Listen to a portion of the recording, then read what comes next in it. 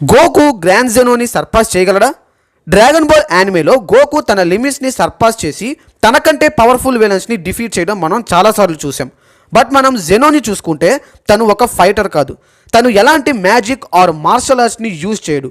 తను ఎలాంటి పవర్స్ని యూజ్ చేయకుండానే యూనివర్సెస్ని డెస్ట్రాయ్ చేయగలడు. గోకు తన లిమిట్స్ని ఎంత సర్పాస్ చేసినప్పటికీ గోకు ఒక మోర్టల్.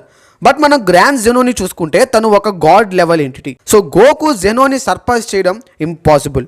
బట్ కొన్ని ఫ్యాన్ థియరీస్ ప్రకారం కొన్ని పాసిబిలిటీస్ ఉన్నాయి. అవేంటంటే గోకు ఏంజిల్స్ కంటే పవర్ఫుల్ అయిన అల్ట్రా ఇన్స్టింక్ట్ని మాస్టర్ చేయడం, లేదా గోకు ఒక మోర్టల్ నుంచి ఒక డివైన్ ఎంటిటీగా మారటం, లేదా గోకు జెనో పవర్స్కి డిస్ట్రక్షన్ పవర్స్కి ఆపోజిట్ అయిన క్రియేషన్ పవర్ని గెయిన్ చేసుకోగలిగితే గోకు జెనోని సర్పాస్ చేసే ఛాన్సెస్ ఉన్నాయి.